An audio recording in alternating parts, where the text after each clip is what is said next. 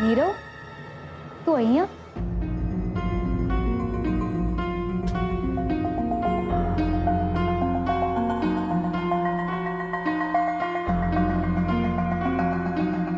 બેટા તું અહીંયા? હું પણ તમને એ જ પૂછવાનો હતો અંકલ. પણ મને લાગે છે હું કોઈ ખોટા સમય અહીંયા આવી પહોંચ્યો છું. તમે ક્યાંય બહારગામ જઈ રહ્યા છો ને? ના ના, આ તો બસ આમ જ. તો બોલ ને, મેં ફોન કર્યો તો વાત આગળ વધી કે નહીં પછી?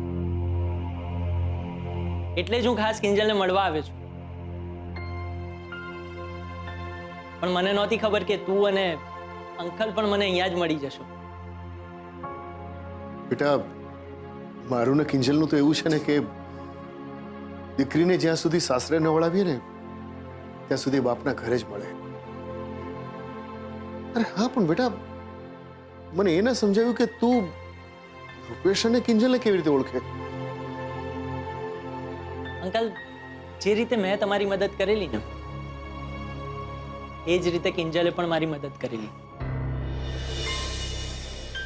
ઇનફેક્ટ એણે તો મારો જીવ બચાવ્યો હતો.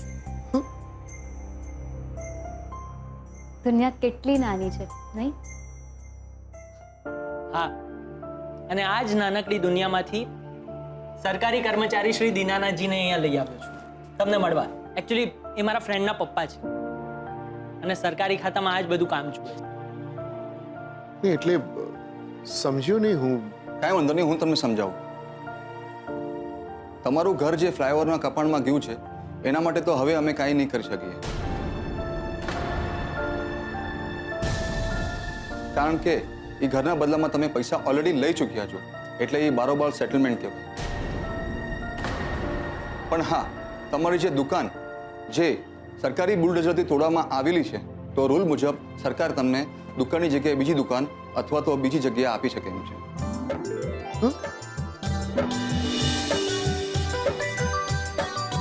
પણ નોટિસમાં તો એવું લખ્યું હતું કે અમને ભરણ પોષણમાં કંઈ નહીં મળે. મને ખબર છે, પણ એવું જરૂરી તો નથી કે કાયદો બદલાતો નથી અને ઓફિસરની બદલી પણ થઈ જતી હોય છે અને ઘણી વખત નોટિસમાં પણ ખોટું છપાઈ જતું હોય છે. ઇન શોર્ટ, તમને જગ્યાની બદલીમાં જગ્યા મળવાની શક્યતા 100%ની છે. સાચે? હા કિંજલ,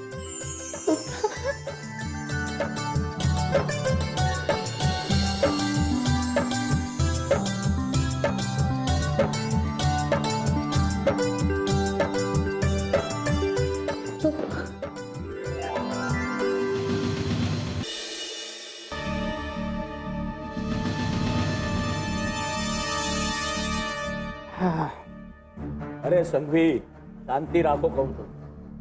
આ કોફી પી લો, ઠંડી થઈ જશે. અરે ભલે ઠંડી થતી, એ અમારું લોહી ઉકળી રહ્યું છે એનું શું?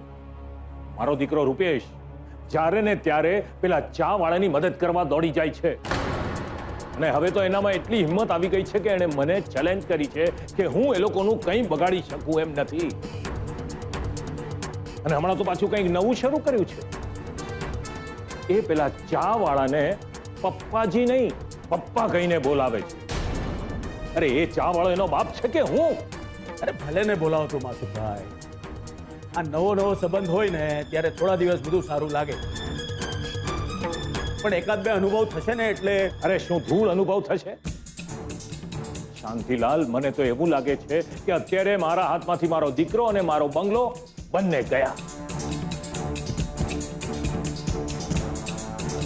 સાચી વાત કહું તો મારી પણ હાલત કંઈ બહુ સારી નથી. પેલી કિંજલ જે મને ઓફિસમાં આવીને ચેલેન્જ આપીને ગઈ હતી ને, હવે સાંભળ્યું છે કે એના ટી સ્ટોલ માટે એને સરકાર તરફથી વળતર મળવાનું છે. શું વળતર? અરે પણ એ કઈ રીતે શક્ય છે? અરે એને માટે તો મેં નોટિસમાં ચોખ્ખે ચોખ્ખું લખ્યું હતું કે કોઈ પણ જાતનું વળતર નહીં મળે. મને બધી ખબર છે સંઘવી, અને એ બધું કોના કહેવા પર થયું હતું એ પણ મને ખબર છે.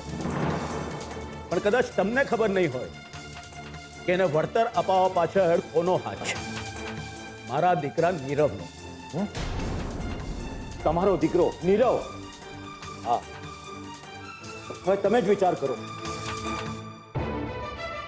જે છોકરી અને એનો બાપ ગલી ગલીએ જઈને ચા વેચવા માંગતા હોય અને મારો દીકરો ગલીએ ગલીએ જઈને એમની મદદ કરવા માંગે છે. હવે તમે જ મને કહો, મારું લોહી કેવું ઉકળતું હશે? હદ થાય. આપણે અહીંયા કરોડોનો ધંધો કરીએ, લોહીનું પાણી કરીએ, આપણા દીકરાઓ પેલા ચા વાળાની દીકરીઓની આગળ પાછળ ફરતા રહે. મને તો થાય છે કે કંઈક એવું કરી નાખું કે એક જ વારમાં બધું પતી જાય. પતી જશે.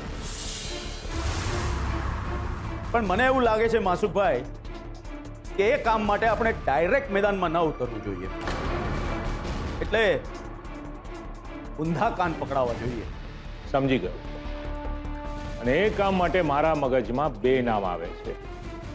એક તો મારો ઉત્કર્ષ, જે તમારી પાસે ફાઇલ લેવા આવ્યો હતો, અને બીજો રાઘવ દાસનો દીકરો રાહુલ.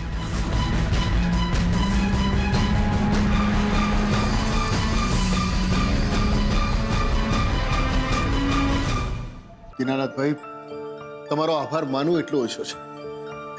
અરે તમારા આ સમાચાર અમને કેટલી રાહત પહોંચાડી છે, શું કહું તમને. એ તો તમારા બધાના ઉત્સાહ પરથી જ મને સમજાઈ રહ્યું છે. બેસો ને. મીરા, સાહેબ માટે ચા નાસ્તો. હા હા હમણાં જ લાવી. ના ના, એની કશી જ જરૂર નથી. અમારે અમુક નિયમોનું પાલન કરવાનું હોય છે. આ તો નીરવે ખાસ કેવડાવેલું, એના માટે આવ્યો છે. મને મોડું થાય છે. તું કાલે જઈને જગ્યા જોઈ આવજે કિંજલની હારે. જો પસંદ આવે એટલે આગળની ફોર્મેલિટી કમ્પ્લીટ થતી થાય. જી અંકલ.